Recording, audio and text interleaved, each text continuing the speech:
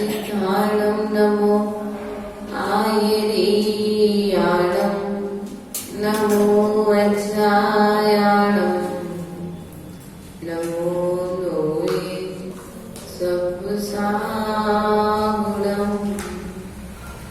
यस्य स्वयं स्वभावाप्ति लभावे कृतशङ्करुणा तस्मै संज्ञानरूपाय नमोऽस्तु परमात्मने गुरुरापातुरो नित्यं ज्ञानदर्शननायिका चारित्राणो गम्भीर मोक्षमार्गोपदेशिका मेरे पवित्र मन में गुरुदेव आओ मैं शास्त्र वाचन करूं प्रतिभा जगाओ अरिहंत भाषित शबि श्रुत देवताओ क्या बोलना अब मुझे तुम ही बताओ।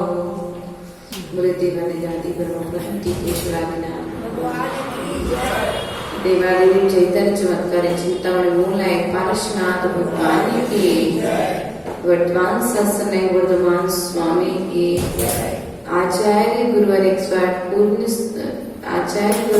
पूज्य पास स्वामी की आचार्य गुरुवर विराट सागर जी महाराज की आचार्य गुरुवर विभव सागर जी महाराज की अहिंसामय विश्व धर्म की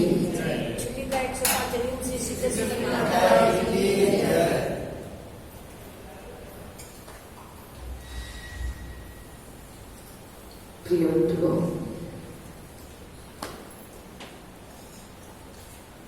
आचार्य भगवंत पूज्यपाद स्वामी ने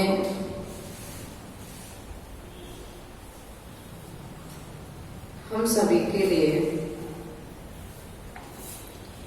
कल निमित्त और उपादान की चर्चा यहाँ पर की थी। योग्य निमित्त के मिलने पर भी उपादान जागृत करना आवश्यक है और योग्य निमित्त के मिलने पर यदि आप अपने पुरुषार्थ के द्वारा उपादान शक्ति को जागृत नहीं करते हैं तो हम चतुर्गति के भ्रमण से नहीं बच पाएंगे। इसी क्रम को आगे बढ़ाते हुए आज आचार्य भगवान कहते हैं कि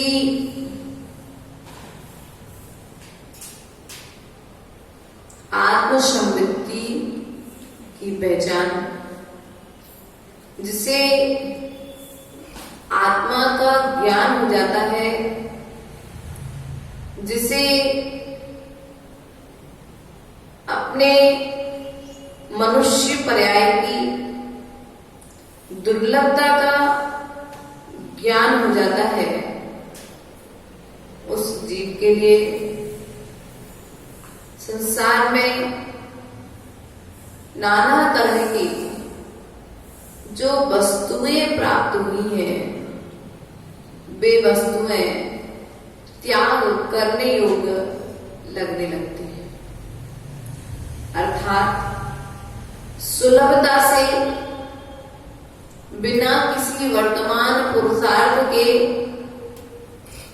प्राप्त हुई वस्तुएं भोग उपभोग की सामग्री त्याग करने योग्य लगने लगते हैं। जब तक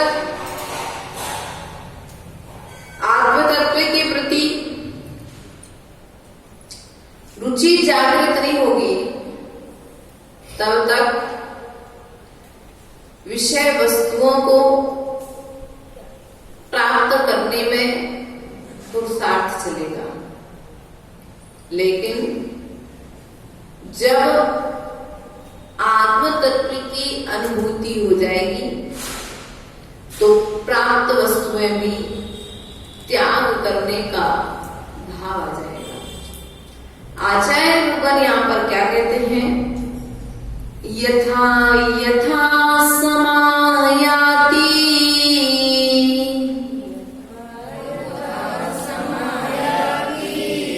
संवित्तौ तत्त्वमुत्तमम्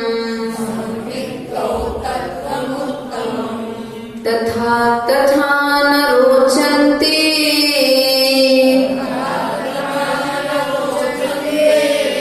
विषया सुलभापि यथा यथा समायाति संवित्तौ तत्त्वमुत्तमम् तथा तथा न रोचन्ते विषया सुलभापि। ज्यों-ज्यों अनुभूति में उत्तम तत्व समाविष्ट होता है, त्यों-त्यों सुलभता से प्राप्त हुए विषय भी रुचते नहीं है। तीर्थंकर आदि हुए, उन्हें पूर्व कर्म के पुण्य उदय से सब विमुक्तियां मिली, उन्हें कोई पुरुषार्थ विशेष नहीं करना पड़ा है। लेकिन फिर भी त्यागने का भाव, लेकिन फिर भी त्यागने का भाव आ गया। क्यों? आत्म तत्व की अनुभूति हो गई, मैं शुद्ध आत्मा हूं, इस बात का ज्ञान हो गया। मैं भगवान आत्मा हूं, इस बात का ज्ञान हो गया। मैं सिद्ध बनने वाला हूं, इस बात का ज्ञान हो गया। जंगल में बैठा से एक तरफ तो हिरण को खाने के लिए दौड़ रहा था, शिकार करने के लिए जा रहा था, लेकिन दो चार निर्दिधारे मुलाजों ने आकर के उपदेश दे दिया, इसे तू तो भावी भगवान है। कौन है? तू तो भावी भगवान है, और तू भावी भगवान है तो तेरे द्वारा ये जो हिंसा आदि कर्म किया जा रहा है ये उचित नहीं है। आत्मा की अनुभूति हो गई, हिंसा करने का त्याग कर दिया। एक तो सुलभता से विषय वस्तुएं प्राप्त हैं, और एक पुरुषार्थ करने पर वस्तुएं प्राप्त हैं। लेकिन त्यागने का भाव कौन रखेगा?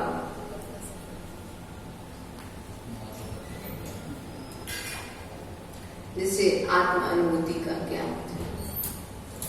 जब तक आत्मा की अनुभूति का ज्ञान नहीं होगा, दुर्लभता का ज्ञान नहीं होगा।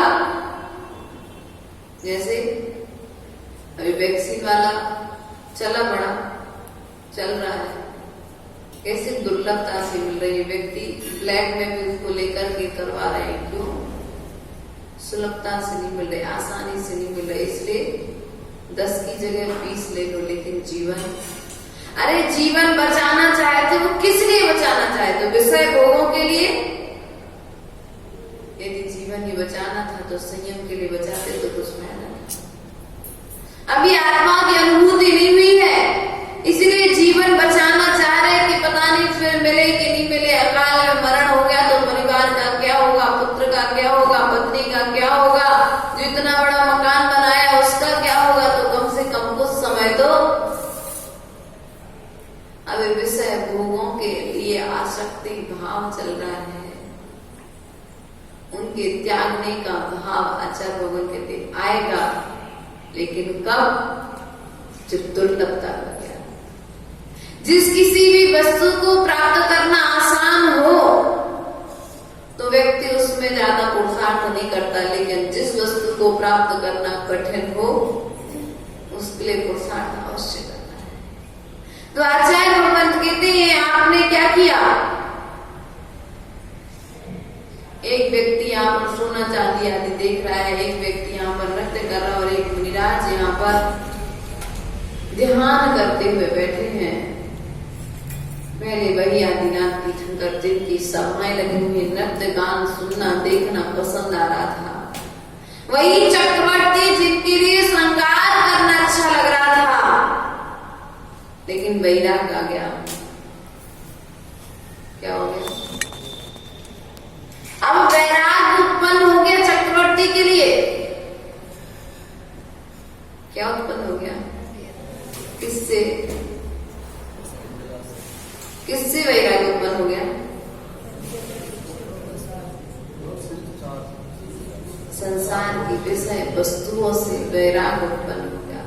हम बाहर में कह रहे हैं कि उनके लिए वैराग उत्पन्न हो गया, परंतु अंतरंग में तो यही कहा जाएगा कि उन्हें आत्मा का ज्ञान हो गया, अपनी मनुष्य पर्याय की दुर्लभता का ज्ञान हो गया, इसलिए उन्हें यह क्षण मात्र देखने लगा। पता नहीं कितना समय है जीवन का, अगला क्षण मिलेगा कि,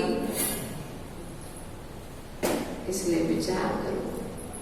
सुलभता से प्राप्त वस्तुओं को भी व्यक्ति त्याग देता है, फिर तो आप पुरुषार्थ के द्वारा बहुत सारी वस्तुएं आपने प्राप्त की हैं, उन्हें भी त्याग करने में समय नहीं लगना चाहिए, और नहीं लगेगा जब आत्मा की अनुभूति होगी। बहुत सारे जीव मोक्ष मार्ग पर बड़े यहाँ से, क्या उनके घर में कोई कमी थी?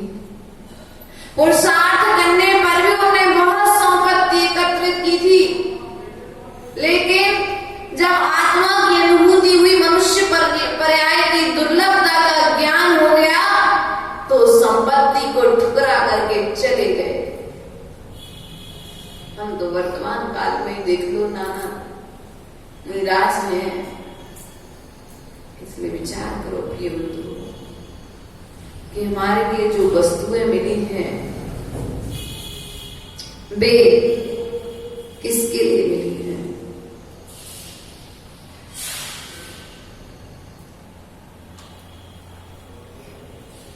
किसके लिए मिली है? जो वस्तुएं मिली हैं वे किस लिए मिली हैं? भोग करने के लिए कि त्याग करने के लिए?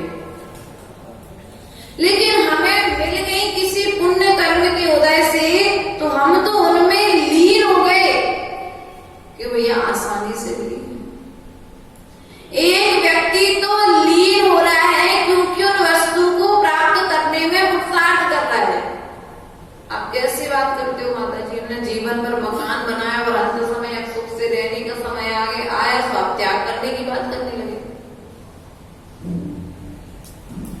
एक व्यक्ति दिन रात पुरुषार्थ कर रहा है, अच्छा सुंदर मकान बना लिया, अच्छा खूब पैसा कमा लिया, और अंत में आकर के निर्ग्रंथ गुरु महाराज आए, कोई देशना चल रही थी, उन्होंने कहा भैया छोड़ दो, ये सब कुछ सुख देने वाले नहीं है। आप क्या बात करते हो? मैं जिंदगी भर से जिस सुख के लिए पुरुषार्थ कर रहा हूँ, प्रयास कर रहा हूँ, त्याग करने की बात करते हो? आचार्य भगवान कहते हैं हम उस सुख की ओर ले जाना चाहते हैं जिस सुख को प्राप्त करने के पश्चात में फिर तुम्हारा सुख ना छूटे। ये तुम्हें भौतिक वस्तुओं में सुख दिख रहा है, लेकिन क्षण मात्र का सुख है।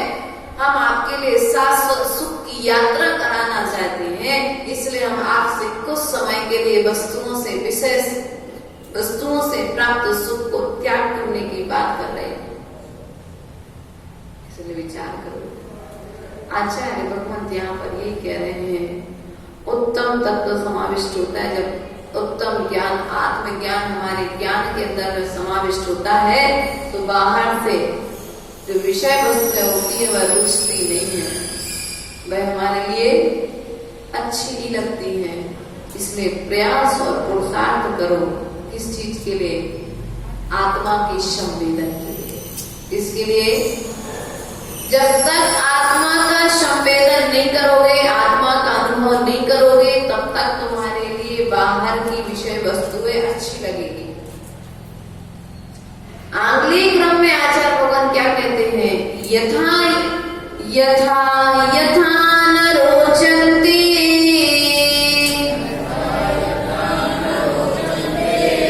विषया सुलभापि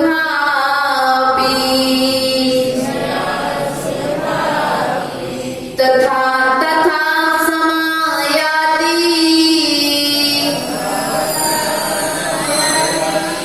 संवित्तौ तत्त्वमुत्तमम्।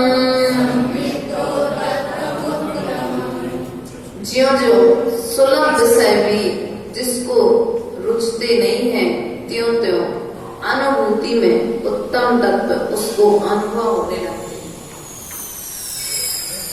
बच्चे को घर में रहना अच्छा नहीं लग रहा है भैया, बच्चे को घर में रहना अच्छा नहीं लग रहा राहुल भैया। क्यों? क्योंकि आत्मा की अनुभूति होने लगी। आपने बहुत अच्छा मकान बनाया, आप कह रहे बेटा क्या कमी है अपने घर में, तो तुम घर छोड़ करके जाने की बात करते हो। क्या कमी है हमारे घर में पापा जी जो आप छोड़ करके जा रहे हो? हर चीज तो है हमारे घर में, हर सुख है, हर प्रकार की संपत्ति है, लेकिन आत्मा की अनुभूति हो गई। किसकी अनुभूति हो गई? आत्मा का ज्ञान हो गया। और जब जिसे आत्मा का ज्ञान हो गया है, वह क्या करेगा? वह क्या करेगा? संसार को छोड़ करके चला जाएगा। इसमें विचार आचार्य भगवान यहाँ पर क्या करे? पहले उन्हीं विषय वस्तुओं में व्यक्ति को रुचि आ रही थी, अच्छा लग रहा था, संग्रहित करने में लगा था, लेकिन अब अचानक से क्या हो गया? वह तीर्थंकर जन 96 हजार रानियों के साथ रहना अच्छा लग रहा था, लेकिन अब क्या हो गया? भरत ने 6 खंडों को जीता, लेकिन जीतने के बाद अब क्या हो गया? 6 खंड के अधिपति होने के बाद त्याग करने की बात करते हैं। हमारे पास तो एक भी खंड नहीं, लेकिन फिर भी नहीं छोड़ा जा रहा। लेकिन वे 6 खंड के अधिपति थे। चक्रवर्ती की संपत्ति, लाख लाख घोड़े, हाथी, दासी, दास सब सेवा में लगे हुए थे, लेकिन फिर भी छोड़ करके चले गए। लेकिन हमारी स्थिति क्या है? जिस संपत्ति को तीर्थंकरों ने छोड़ा है, उस संपत्ति को प्राप्त करने के लिए हम दिन रात पुरुषार्थ कर रहे हैं। कारण अभी आत्मा का ज्ञान नहीं हुआ है, आत्म तत्व का भान नहीं हुआ है। यदि थोड़ा सा भी इसका ज्ञान हो जाए तो घर छूट जाएगा, संपत्ति प्राप्त करने का पुरुषार्थ नहीं करोगे, उसे ठुकरा करके चले जाओगे। एक दीक्षार्थी की इच्छा होती है, लोग नाना तरह की वस्तुएं देते हैं, लेकिन उस छोटी सी उम्र के दीक्षार्थी के लिए वे सब विषय वस्तुएं क्या करना है? थोड़ी देर रखेगा और पुनः उससे त्याग कर देगा। क्यों? मालूम है कि ये हमारे आत्म तत्व की साधना में बाधक है। हम जिस उद्देश्य से सबको छोड़ करके बढ़ रहे हैं, यह सब कुछ हमारे लिए हमारी ओर ले जाने में बाधक है। लेकिन हमारी स्थिति क्या है? आचार्य भगवान ने कहा कि हम जो लोग छोड़ करके जाते हैं, हम उसे प्रतिफल ग्रहण कर रहे हैं। जिसे तीर्थंकर आदि छोड़ करके गए हैं, लात मार करके चले गए, वैसे संपत्ति क्या काम की जो मुझे मोक्ष न दिला सके? ऐसी संपत्ति क्या काम की जो मुझे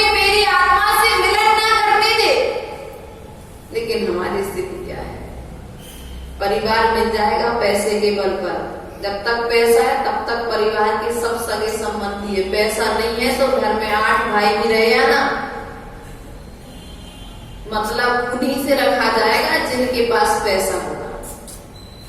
लेकिन इस मार्ग में पैसे वालों की नहीं है, आत्म तत्व के ज्ञान वालों की पूछ है कि नहीं है? पैसे के सब सगे संबंधी हैं। इसलिए भैया आप पैसों से संबंध बनाते हो। आचार्य भगवान कहे कि तुम आत्मज्ञान की अनुभूति तो करो। तुम जिन्हें संबंधी बना रहे हो उनसे 4 गुने तुम्हारे संबंधी होंगे और तुम्हारे चरणों में नमस्कार करके जाएंगे। पैसे के बल पर तुम नमस्कार नहीं करा सकते। करा सकते हो क्या? अहंकार आ जाएगा। सामने वाला कहेगा उनके पास जितना है उतना तो हम पुरुषार्थ करके कमा सकते हैं। कमाने में लग जाएगा और गोलू के बैल की तरह उसकी स्थिति, गधे की तरह उसकी स्थिति, गधे का काम, भार। और हमने भी अपनी मान्यता गधे की तरह बना करके रखी है कि नहीं रखी? विचार करना है। हमने भी अपनी मान्यता गधे की तरह बना करके रखी है कि मैं कमा रहा हूं इसलिए सब कुछ चल रहा है। आचार्य भगवान कहते हैं तुम मत कमाओ। जीवन भर का जन्म शमशान घाट में हुआ, लेकिन फिर भी पुण्योदय आया तो सेठ ने आकर के पालन कर लिया। इंद्रदत्त सेठ के घर में, शायद सेठ के घर पर हुआ, नाम में कंफ्यूजन हो सकता है। हाँ, उसको क्लियर कर लेंगे। तो सेठ के घर में उस जीव का पालन हुआ। कहाँ तो होने वाला राजा, राजकुमार, और कहाँ शमशान भूमि में जन्म हो रहा है। इसलिए भैया विचार करो, संपत्ति किसी की सगी नहीं हुई। तीर्थंकरों ने भी इसे छोड़ दिया और हम क्या कर रहे हैं? देखने के लिए अच्छे कोई नाटक आ रहा है, कोई पिक्चर आ रही है, हम देखने के लिए जा रहे हैं, कोई अच्छा नृत्य गान हो रहा है। इसलिए विचार करो, आत्म तत्व की ओर रुचि करो। विषय वस्तुओं को प्राप्त करने में हमारी रुचि है, उन्हीं में आनंद मिल रहा है। दूसरे से छल कर लिया, 10 की चीज 20 में बेच दी तो आनंद हो गया। आज तो बड़ा मजा आया। क्यों? 100 रुपए की चीज 1000 रुपए में बिक गई। अरे अभी तो आत्मा का ज्ञान नहीं है। अपने साथ छल कर रहे हो। तुम्हें बाहर की वस्तुओं में अभी सुख मिल रहा है। हम तो आपका सुख तब मानते जब आप कहते आज तो बड़ा आनंद आया, 2 मालाएं करके आ गए। आज श्लोक देश की गाथाओं का पाठ किया, आनंद आ गया। आज प्रवचन सभा में आनंद आ गया। और जाकर के दूसरे को 4 सुनाते प्रवचन की बातें, लड़ाई झगड़े वाली नहीं, प्रवचन के 4 शब्द आप उसे जाकर के सुनाते तो स्वयं के कर्म की निर्जरा भी होती और उसके कर्म की बंद।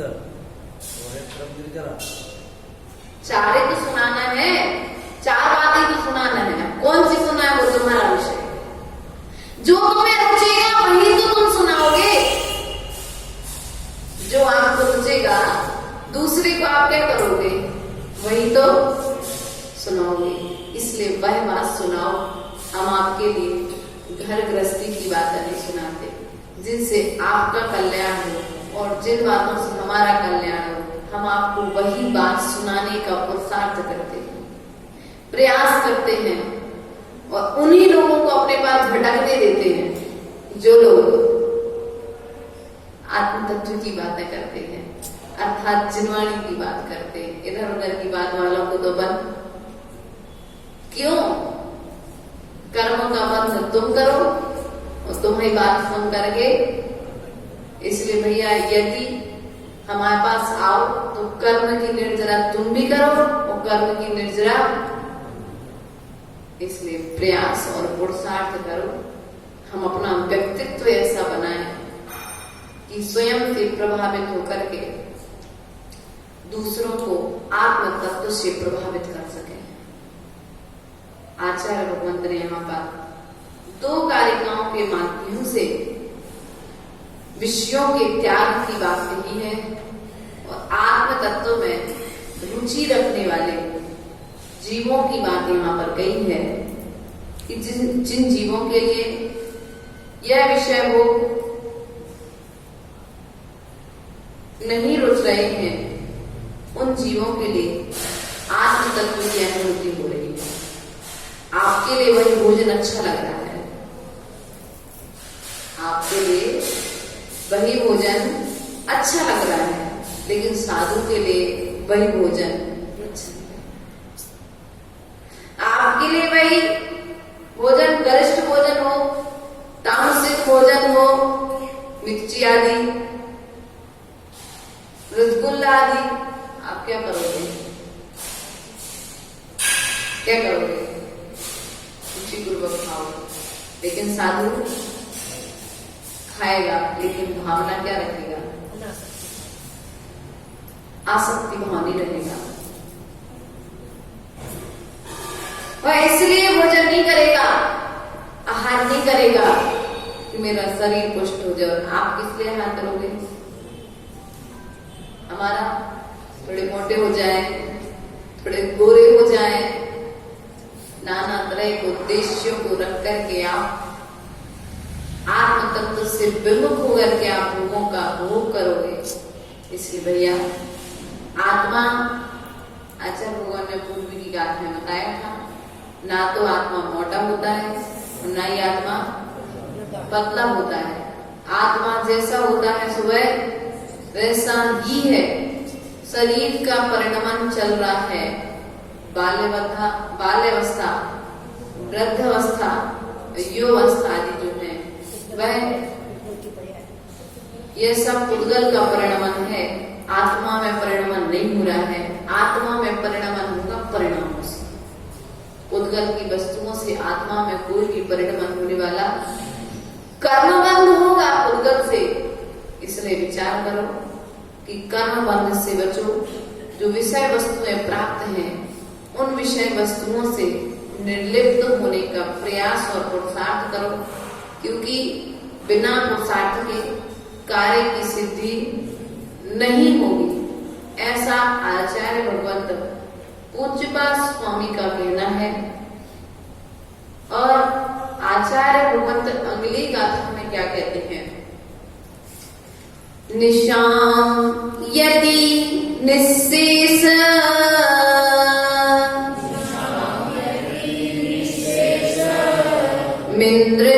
मिन्द्रजालोपमं जगत्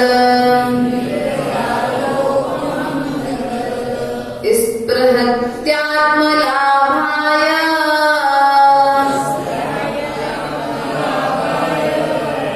गत्वा यत्रानुतप्यते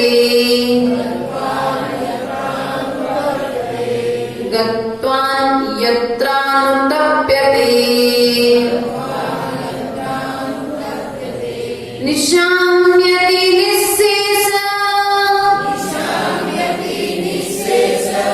मिन्द्रजालोपमं जगत् स्पृहत्यात्मलाभाय गत्वा यत्यानुतप्यते गत्वा यत्रानुतप्यते। आचार्य भगवंत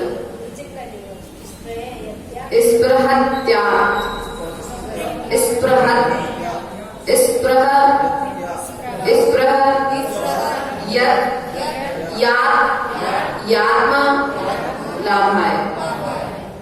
आचार्य भगवंत यहाँ पर क्या कहते हैं? शास्त्र निःशेष, निशाम्यति निःशेष, दिखाई देने वाला, निःशेष है, जब समस्त मिंद्रजालोपम जगत संसार इंद्रजाल की तरह काल्पनिक दिखाई देने वाला है, इस प्रहत्यात्म लाभ है। आचार्य भगवान कहते तीव्र अभिलाषा होती है उस समय यदि गत्वान्यत्यानुतप्यते, मन अन्यत्र जाता है तो संतप्त पीड़ा होती है। जब संपूर्ण संसार इंद्रजाल की तरह निस्सार दिखाई देता है तब आत्मस्वरूप की प्राप्ति के लिए अभिलाषा होती है। कदाचित किसी विषय में अन्यत्र जाने का मन संतप्त व्याकुल होता है। आचार्य भगवान के यहाँ पर क्या कह रहे हैं कि जिसके लिए आत्म तत्व की अनुभूति हो गई है, किसकी अनुभूति हो गई? आत्म तत्व की अनुभूति हो गई है, उसे संसार जाल के समान दिखेगा। उसे जिसको आत्म तत्व की अनुभूति नहीं हुई है उसे आत्म तत्व की अनुभूति नहीं होगी।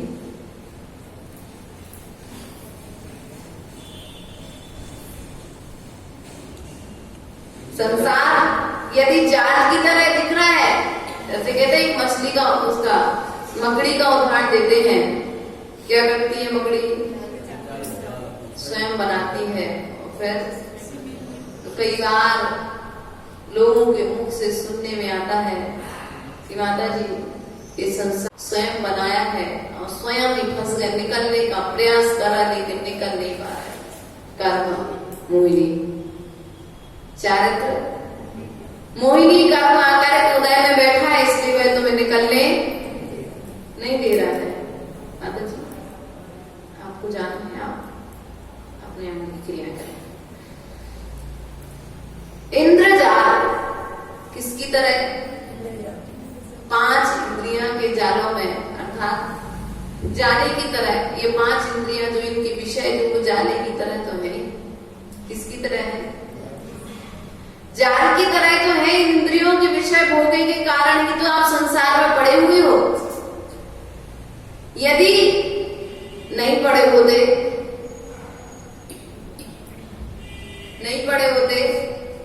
तो यहां पर होते। इसलिए आचार्य भगवान कहते हैं ये संसार जो छोड़ने का भाव कर रहा है, वह पैसा भी उसे कभी कभी झंझट लगता है, घर भी कभी कभी झंझट जैसा लगता है, कभी परिवार भी ऐसा लगता है काय को ये पाल लिया सब कुछ, लगता कि नहीं लगता है? इसलिए विचार करो, चिंतन करो, मंथन करो कि ये संसार छोड़ने का उपाय क्या है। ये कभी तुम्हें बुरा लग रहा है कि नहीं लग रहा है? किसमें रस आता जा रहा है? एक व्यक्ति यदि रसगुल्ला खाए, एक दिन में 4-5-6 रसगुल्ले तो खा लेगा, और ज्यादा कैपेसिटी वाला होगा तो 10 खा लेगा, लेकिन फिर वह डॉक्टर के पास तो बात स्वयं ही तृप्त हो जाएगा। यार नहीं खाना, लगता है बहुत खा लिया। तृप्ति कहां से आई? तृप्ति कहां से आई? अंदर से ही। और थोड़ी देर बाद पुनः आपके लिए रसगुल्ला रख दिया जाए तो चिढ़ आएगी। फिर उसके बाद थोड़ी देर फिर कोई लेकर के आ जाए तो गुस्सा आ जाएगी।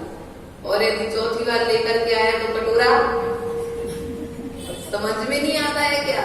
अब वही चीज पहले रुचि लग रही, अच्छी लग रही थी, आनंद आ रहा था, लेकिन अब वही चीज आपको बार बार दिखाई जा रही है, तो वही वस्तु आपके लिए अरुचि लग रही है, अरुचि उत्पन्न हो रही उसी वस्तु में। वस्तु वही है, स्वाद नहीं बदला, कुछ नहीं बदला, लेकिन अब अरुचि क्यों? तृप्ति हो गई। क्या हो गई? आचार्य भगवान कहते हैं जिसे 5 इंद्रियों के विषयों में तृप्ति प्राप्त हो जाएगी, उसे यह संसार छोड़ने के लिए वैसा लगेगा मैं फंस गया हूं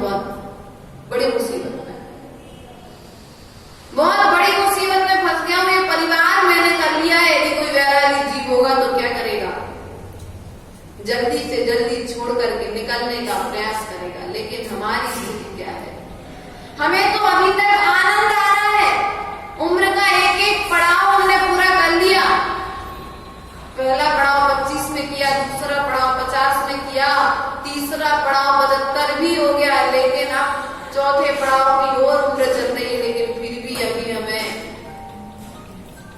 अभी ये संसार हमें निस्वार्थ समझ में नहीं आ रहा। अभी भी हमें संसार में सार दिखाई दे रहा है।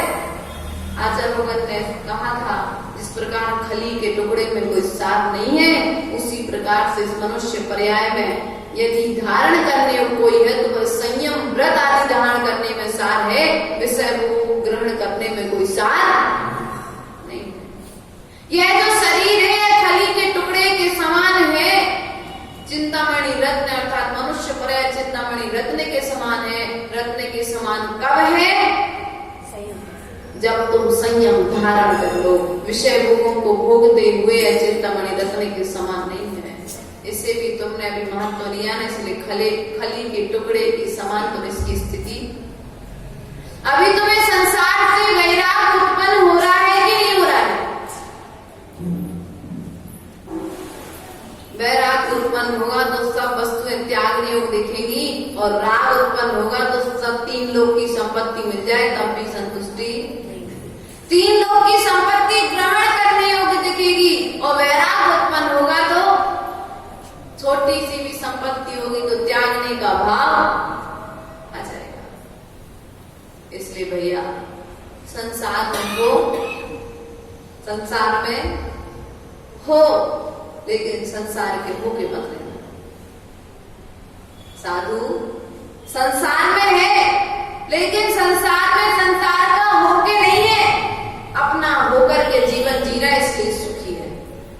और आपके दुख का कारण संसार में हो, संसार के हो, और संसार के होकर के जीवन जी रहे हो, और संसारी को अपना मान करके जीवन व्यतीत कर रहे हो, इसलिए आपको दुख उत्पन्न हो रहा है। इसलिए बात लिख लेना कि मैं संसार में आया हूं, मुझे किसके लिए जीवन मिला? मेरा जीवन मुझे मिला कि परिवार के लिए? और मैंने इतने बड़े जीवन काल में अपने लिए क्या किया? संग्रहित मात्र किया कि कुछ त्याग भी किया, कुछ नियम संयम आदि को धारण करके मैंने इस जाल से छूटने का प्रयास किया है। एक तोते का उदाहरण देते हैं। तोते के लिए सिखा दिया गया, बहेलिया आता है, जाल फैलाता है, जाल में नहीं फंसने का, लेकिन आप लोग को उल्टा पाठ पढ़ाया गया है। साधु आते हैं, उपदेश देते हैं, उपदेश देकर चले जाते हैं, उपदेश के अंदर में नहीं फंसने का। ऐसे अरुण कुमार जी, अरुणावाणी जी, मान्यता तो उनका तो काम ही है, बहेरिया की तरह है साधु, जिनवाणी की बात कहेगा, लेकिन आप लोग की स्थिति क्या है? तोते की तरह है।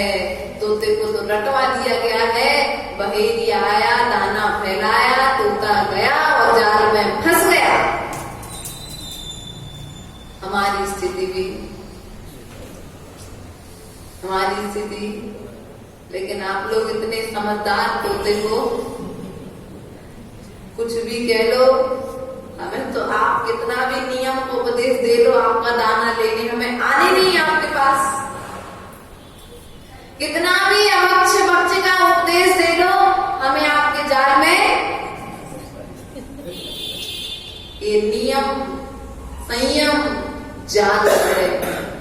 आचार्य भगवान कहते हैं अभी मुंह का जाल, कर्मों का जाल बना हुआ है ना, इसलिए आत्म तत्व के रुचि नहीं आ रही है। आत्म तत्व की बात को ग्रहण करने में आनंद नहीं आ रहा है। इसलिए विचार करो कि भैया संसार से छूटने का उपाय क्या है, इस जाल को काटने का उपाय क्या है। चतुर्गतियों का जो जाल बना हुआ है, ऊपर से एक ये जाली बना दिया आपने, और ये जाली क्या कर रही है, इसका काम क्या है?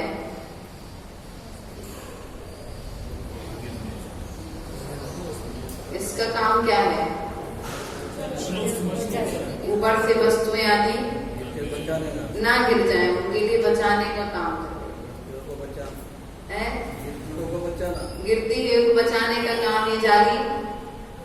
लेकिन आपकी जो 4 नदियों का जो जाल लगा हुआ है, वो जाल क्या कर रहा है? तुम्हारे लिए संसार सागर में रुके हुए हैं।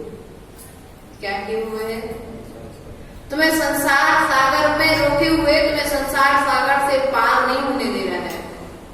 निकलना तो है, निकलने के लिए कुछ न कुछ पुरुषार्थ, नियम संयम आदि धारण किए बिना ये जाल टूटने वाला,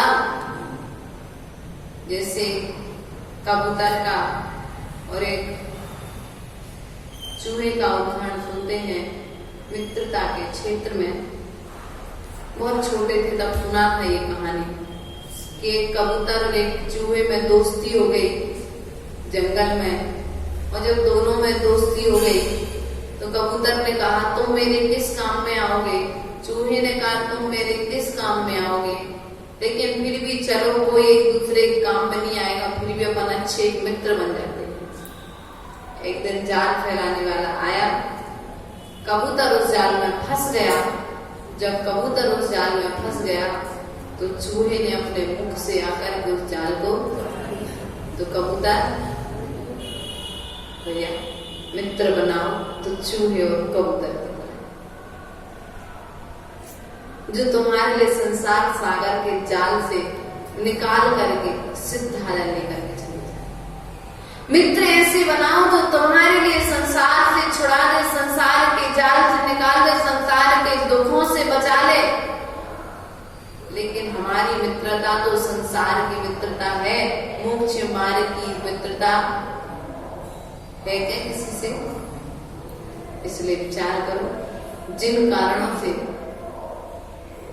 हम संसार में फंसे, जिन कार्यों को करने से हमारा संसार बढ़े, उन कार्यों को छोड़ने का हम सभी प्रयास और पुरुषार्थ करेंगे। जब तक प्रयास और पुरुषार्थ नहीं करेंगे तब तक हमारे लिए संसार नहीं छूटेगा। इन भावना के साथ आचार्य भगवान की भावनाओं को हमने समझने का प्रयास और पुरुषार्थ किया है। तो आचार्य भगवान ने आज बताया कि जो वैराग्य को प्राप्त है उसे संसार नहीं रोचेगा, और जिसे वैराग्य नहीं आया है उसे इसी संसार में रुचि रहेगी। अब आपको यदि संसार अच्छा लग रहा है, अभी वैराग्य नहीं आया है, और संसार अच्छा नहीं लग रहा है तो वैराग्य आ गया है। इन्हीं भावना के साथ बोले पार्श्वनाथ भगवान की